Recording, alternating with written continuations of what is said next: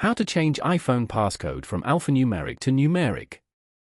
To begin, open Settings on your iPhone. Scroll down and tap on Face ID and Passcode. Enter your current passcode to access the settings.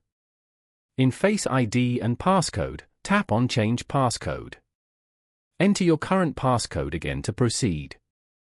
When the passcode keypad appears, tap on Passcode options at the bottom. From the options, tap on Custom Numeric Code to switch from letters and numbers to digits only. Type your new numeric passcode using the keypad. Tap on Next to continue for the preceding next step. Enter the same numeric passcode again to confirm. Wait for the confirmation and return to the settings screen where the new numeric passcode is active. Following these steps, you can change the iPhone passcode from alphanumeric to numeric. Thank you for watching. Please leave a like if this tutorial helped you, or leave a comment below if you have any questions related to the video.